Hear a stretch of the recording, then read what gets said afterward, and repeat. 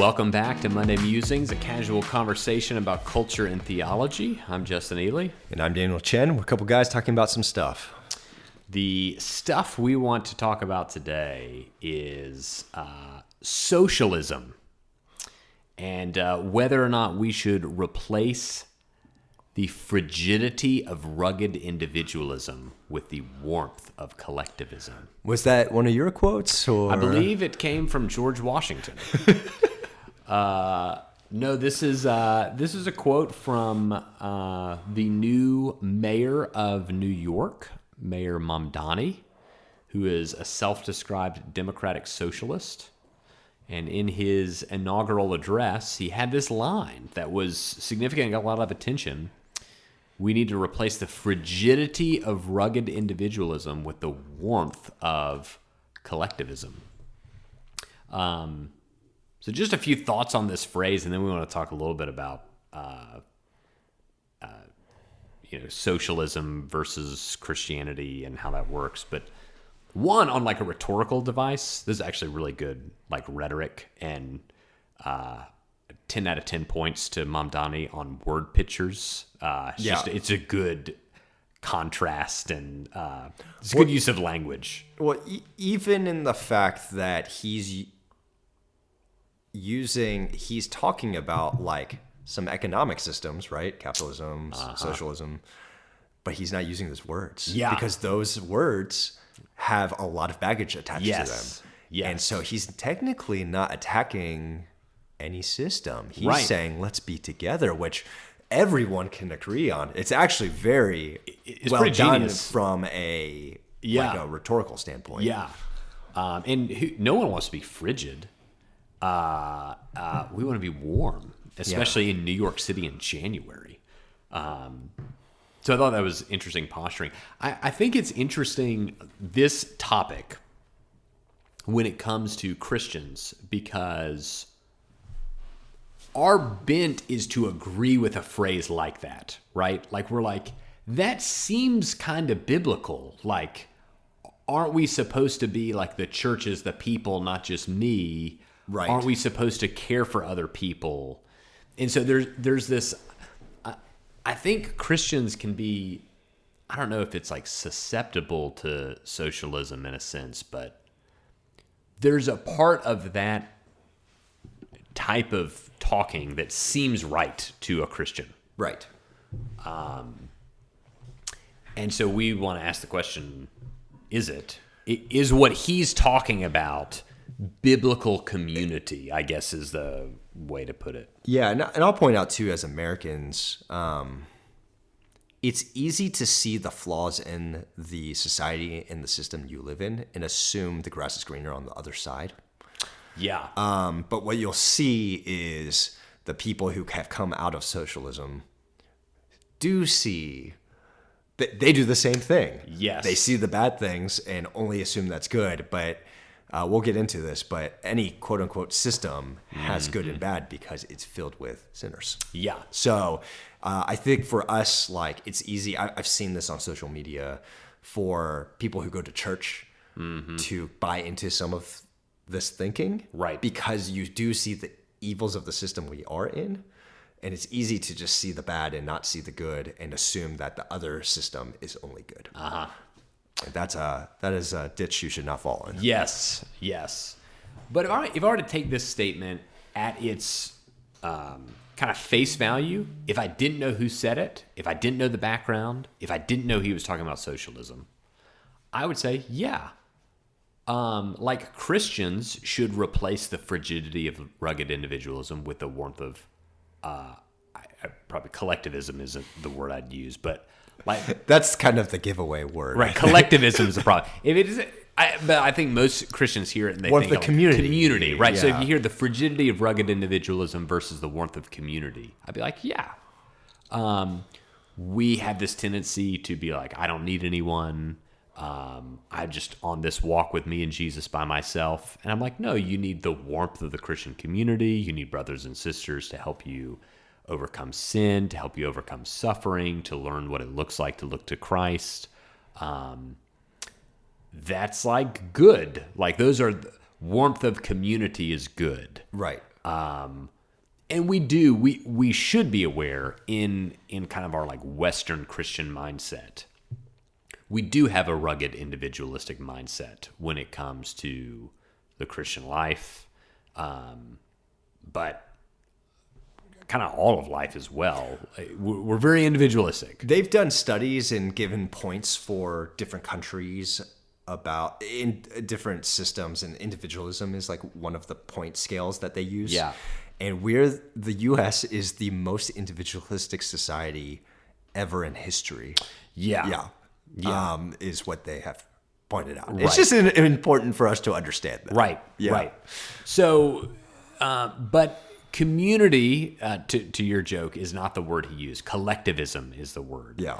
And so by the warmth of collectivism, what he means is socialism. And this is not slander. We're not being salacious by using that term. That's how he describes himself. He says he's a democratic socialist. So let's talk about that for a second. What is that? So socialism is not just like the government should help people. Right. So if you're like, yeah, I think we should have SNAP benefits. Yeah. That doesn't make you a socialist. Right. The socialism at its core is a theory of power and ownership. Right.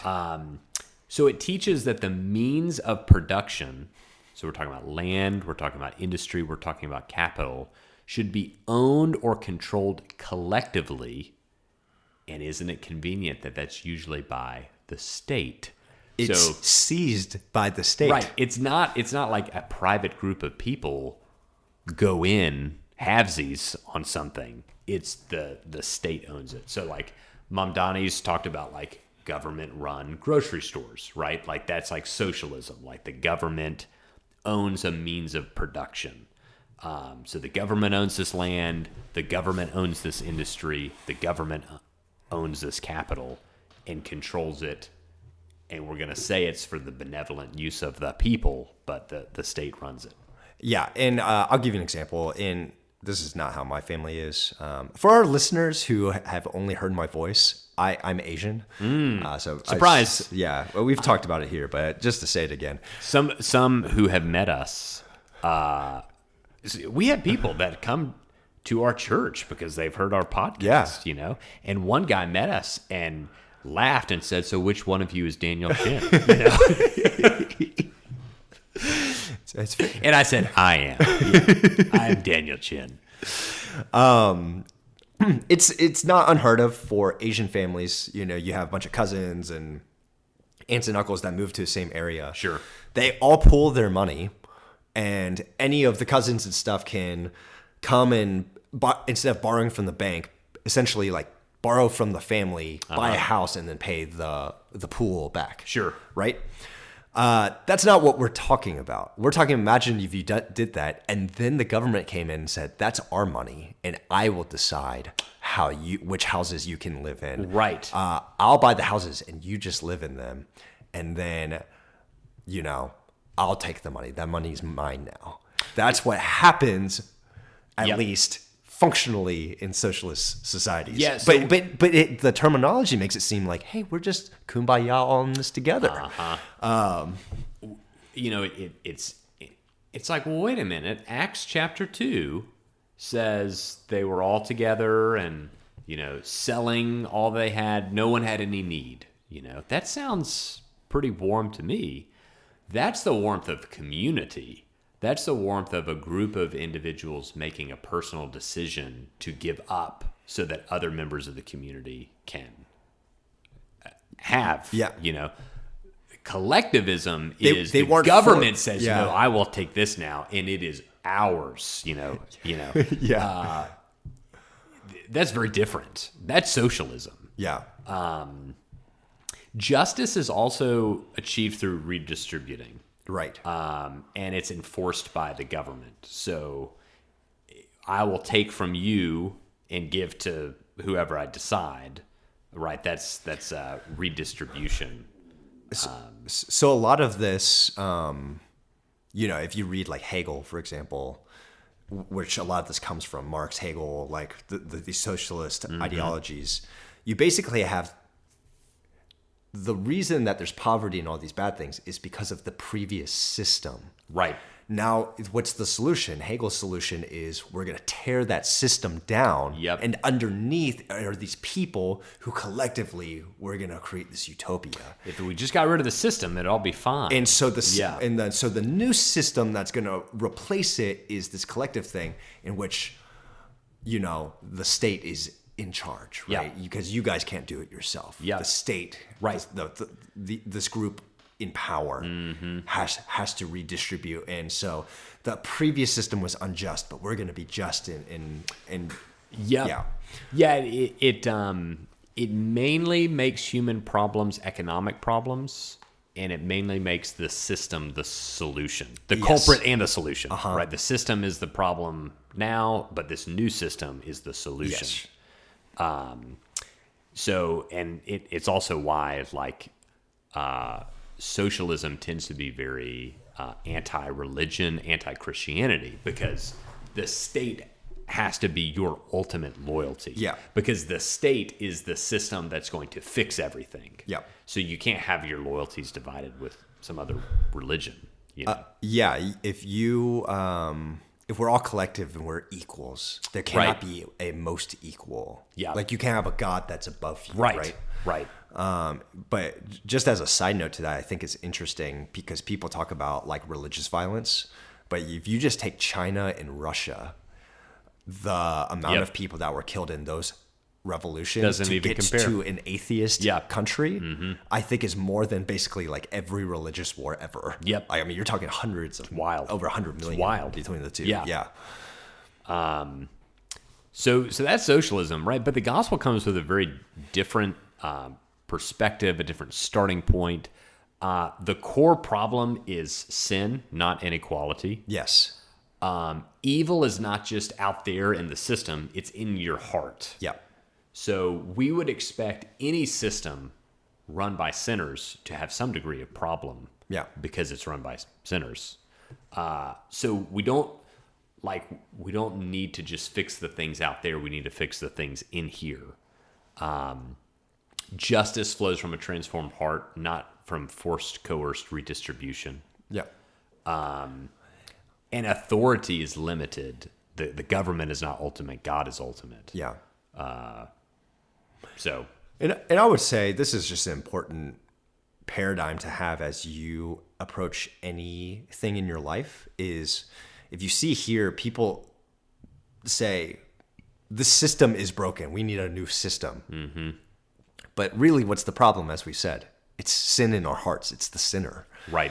And so if you have misidentified the problem, you're going to have a misidentified solution. You're going to have a bad solution. Mm-hmm. And a lot of times we think we have bad solutions because we need to make the solution better. But sometimes the reason we have a bad solution is because we are applying a solution to the wrong problem. Yeah. And I think that's really important to understand that this is one of the, like C.S. Lewis says, I believe in Christianity as the sun has risen, not just because, or I believe in God as the sun has risen, not just because I see it, but by it, I see everything else. Whereas if you go on the internet, people will point the finger at all sorts of things, politics, economic systems, whatever, as the problem. The Bible is the only one that's like, no, you know what the problem is? You and me and us in our heart. And we need to repent of our sins and believe in God and be like Christ, right? And as I've just look around and see all this fighting on the internet and whatever, it's like, man, the Bible that was written thousands of years ago diagnoses our societal problems in 2026 better than any philosopher it's amazing. In present time. It's like, I forgot who said it. I've read many books, but only the Bible has read me, And you do get this sense reading the Bible of like, it pierces your heart. Wow, it's like the author of this book knows what I've felt and thought and all the things I've tried to hide from other people. It knows me. You know? So I think the big difference of like what's the root human problem? Is it the heart or is it the system? What's the root human solution? Is it Christ or is it government? And that's kind of where you're starting to get the basics of gospel versus socialism. Right. What would you say though to a person who'd be like, well, I mean, the Old Testament talks a lot about caring for the poor, and there are in Old Testament Israel there are a lot of government structures to care for the poor, the vulnerable, the needy. Isn't that kind of close to socialism? I mean, how do you think through something like that? Yeah, I would say, first of all, they lived in a collective nation, Israel. Oh, collective. Collectivism? But they were a theocracy. There was a king. Right. So there's, it's different in terms of that.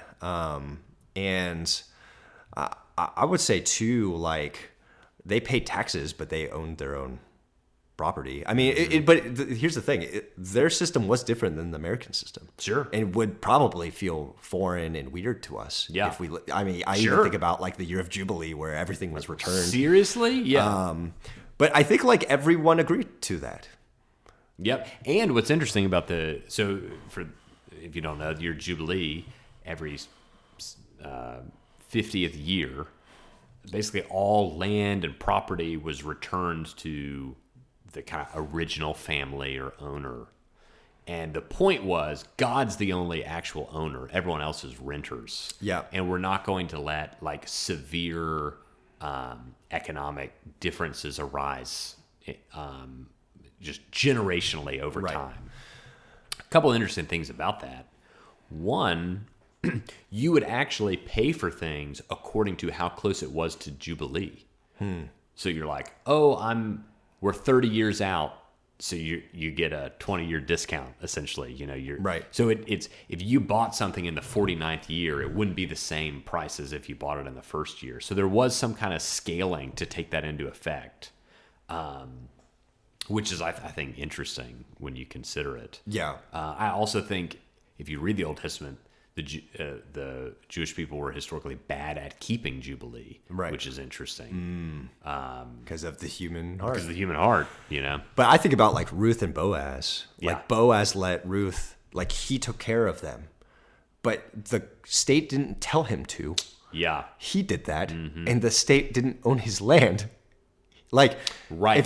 But that's like kind of my point. Is like, yes, first of all, we should go take care of the poor and give our money towards that and be aware of that,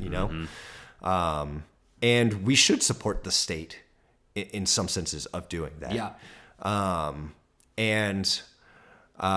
But I think there's arguments to be made in our current day too of like corruption and inefficiency. Yeah. And but you know why? Because our current system is run by sinners. Yeah. And the solution is not to change the system. That's the point. I think that's what I would say. Yeah. And like you said, the system in Israel also was run by sinners, right? And people didn't listen, and then they got exiled. Not just from that, but like eventually, And that's the point: is that every system we've seen we have yet to see a perfect one because it's run by imperfect people. Yep. And so I think it's worth having that discussion and to say, what is the best system that can be run by sinners? You'll get differences of opinion. Yeah. And I have mine too. Yeah. And I mean, I'll put my cards on the table. I think our system is the best system. I think so too. To be run by sinners, because I would say the American system in general, I mean, and you can extrapolate this into the parliamentary model in many ways, but our system uniquely separates power because it recognizes that sinners are overseeing that. So if you give one person absolute power corrupts absolutely. You put all your hope into one person that's a sinner. You break it up into different three branches of government with checks and balances. It's just you're separating the sin. You're spreading the sin out more. There's less of a chance of it. Right. Same with capitalism too. Yeah. Capitalism has made us has made us collectively the wealthiest nation ever to exist. Sure. Right? There's still poor people. Yes. There's still really rich people. But as a whole, Yep. think about it in all of history. Sure. Right? But if you look at like we did one on Venezuela or, these other socialist countries, you want to see real poverty. It's not like what we have here is nothing compared to what you will see with the rise of socialism. Well, it is interesting because, right, like if economics is a pie, and you have 8 pieces of the pie or whatever. Socialism is basically government saying, it's our pie now. Right. I'm the pie captain now. And you can have a piece, and you can have a piece, and you can have a piece. Capitalism actually says, just make a bigger pie. Yeah. And that's overly simplistic. But, of course, there are threats of excess, right? Greed, corruption. And it happens. And it does happen. Major flaw in capitalism. It's a major flaw in the system. Yeah. But if you're going to have to pick a system, I'd pick that one. Yeah. I am the descendant of people who experienced the socialist communist revolution in China. And basically, you think the wealthy, educated people are like, yeah, you can just have my stuff. Right. No. Yeah. That's why there were so many deaths. Yeah. Yeah. You know what I mean? Like if the state is like, hey, we have to do this. Yeah. You think people just willingly? Okay. Yeah. No. Yeah. But one of the things I'd say is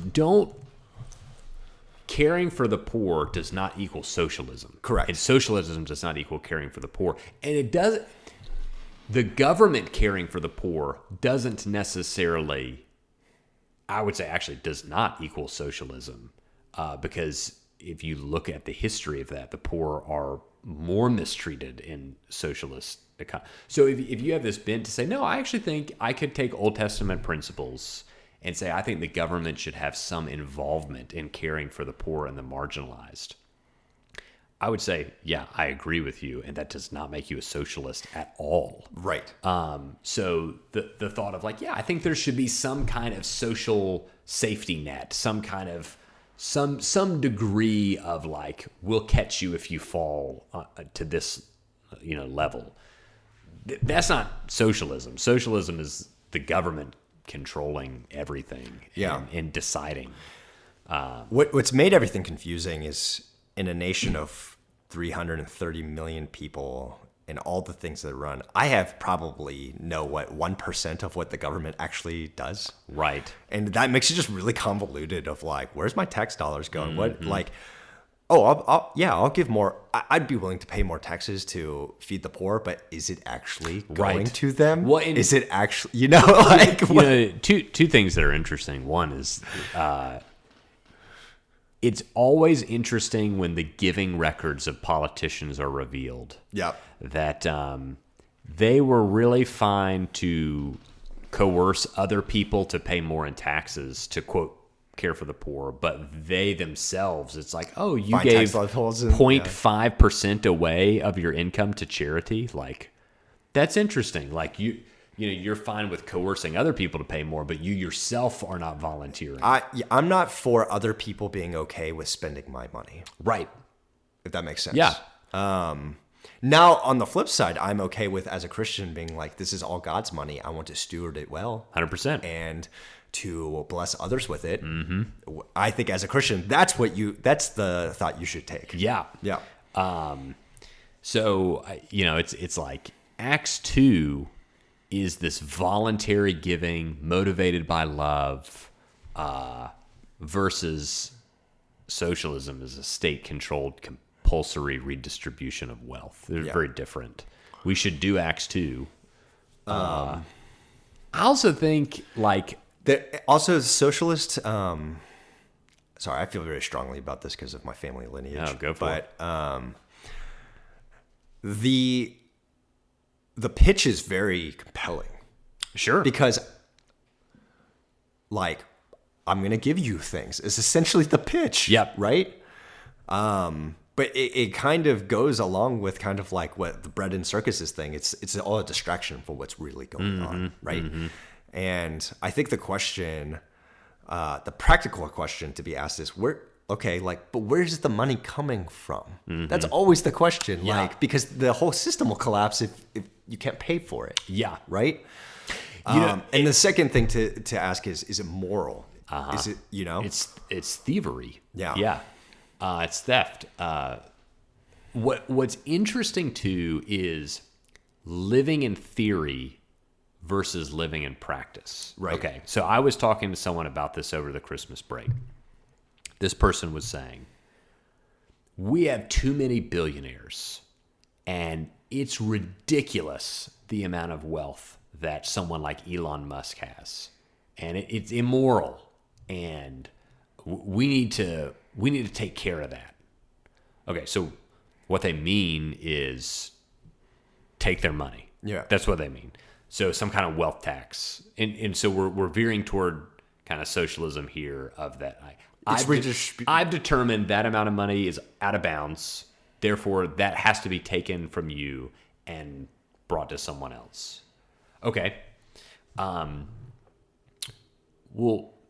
because Elon is so wealthy, he's just going to go live somewhere else where you don't take his money. So, like, in theory, you're like, we're going to get X amount more for the poor by taking from him. In practice, you're going to get even less because he's going to leave, and the percentage you were already getting from him, you're not going to get at all because he's going to go to a different country where... So it's like the theory versus practice thing of like, we think, this is what fair looks like. This is, and why do you get to decide what is too much? Correct. Because someone in Venezuela will probably say that about you. Uh-huh. Why shouldn't they take your money Right. and redistribute it? Right. I would say too, even with that, I think the interesting thing about that is, one, our human nature, our sin nature makes ourselves the standard. Always. Right? Yep. And I think too, it's like, you know what? There are bad things about billionaires and having that much money. Mm-hmm. And when you think about like the difference in how much money someone has and how little some other people have. Sure. It's crazy. I see it. Yeah. But also like the influence they have on politics and all this stuff is, I'm like, I don't know. That seems disturbing. a little sketchy to me. At the same time, you know how many people that Elon Musk has made wealthy that's not him? Sure. So many people, including a ton of stockholders, Yeah. right? It's like what we always say. It's like, I don't know, see all the sides of it. Like, at least be honest about it as you have the conversation, right? Another reason you don't want to take money from Elon is because if you do some kind of wealth tax from a practical standpoint, he's got to sell all those stocks, and then it crashes the stock price. And then if you hold the stock, you lose all this money. Right. You see what I mean? Right. It's like there's all these ripple effects that are... It's easy to sit here and be like, just do that. Uh-huh. But we don't actually think about the ripple effects of all those things. Yep. And I think we need to spend a little bit more time understanding some of the ripple effects. And understanding like, man, this is kind of above my pay grade Yes. of understanding how this will actually affect everything. Yeah. Yeah. Yeah, it's living in theory versus... Because it's like, yeah, you say that and you're like, yeah, it does feel kind of weird that one person has that much money. But then you're like, okay, let's play this out. What you going to do about it? Not quite as clear. I also think one of the unfortunate missed opportunities, George W. Bush and his administration really made the argument that a lot of the best way to care for the poor are actually church-based and nonprofit-based organizations that aren't run by the government, that are already embedded in the community. It's way more efficient. And they know the needs better than the government can know the needs. And I think it's unfortunate in the conversation on all this. Like, government's not the savior. And I think the government would be better off to trust, like, in our community, North Fulton Community Charities is the place, The government should lean on places like that more in their care for the poor, in my opinion, than they do. So that's not socialism. Yeah. That's private charity. So So if you're tempted, if you're cold this winter, you're probably not going to get warmed up by the warmth of collectivism. But the warmth of giving community is a good real. blanket to put on. Yeah. Trust.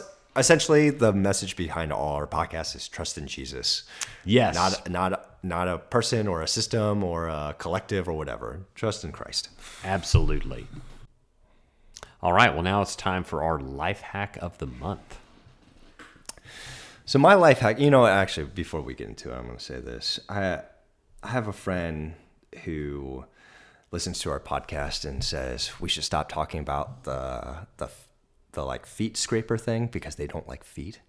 And it freaks them out? Freaks them out. And it was so funny to me because I guess there's a lot of things that just don't freak me out. Like I had another friend that just like is disgusted by someone else's hair. But honestly, to me, if you don't like hair, don't listen to what I'm about to say. But if I find hair in my food or something, I just pick it out. I don't care. It just doesn't. Really? It just doesn't. It freaks me out. Yeah, it doesn't bother me at all. Yeah. I'm just not bothered by a lot of things. But anyway, she was like, don't talk about it again on your podcast. And instead, what I'm going to do is talk about it more. No. Yeah.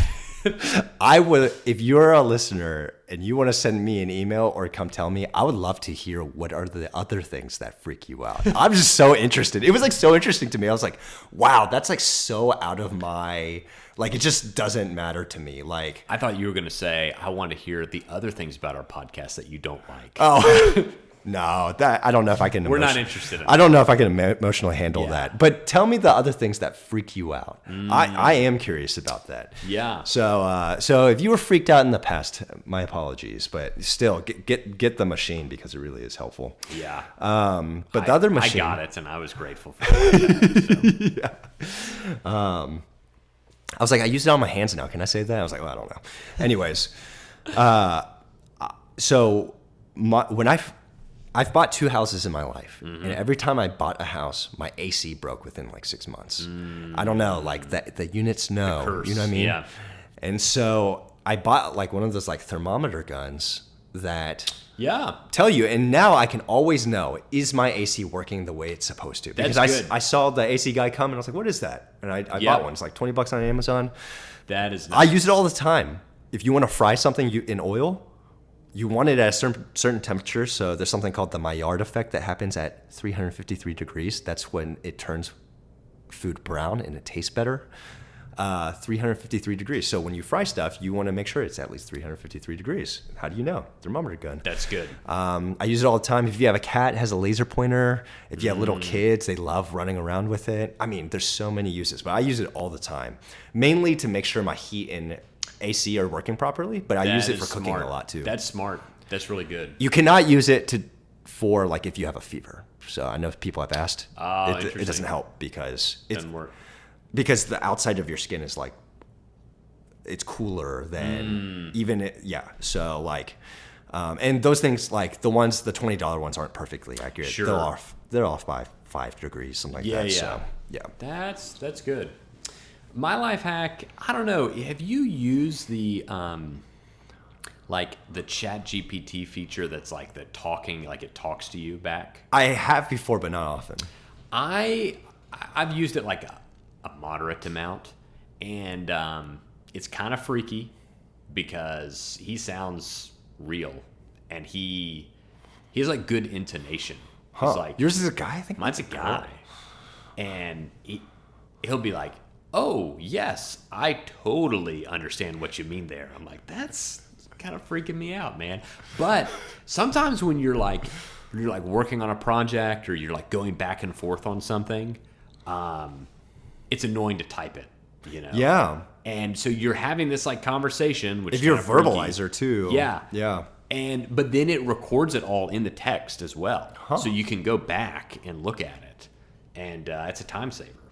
So I'm gonna try that. I haven't really done it. Yeah. That's a good idea. but then you're like, I'm talking to a machine right now as if it's a person. This is kind of weird. So there's that too. Yeah. But there you go. Well, thanks for joining us for Monday Musings. We'll talk to you again next time.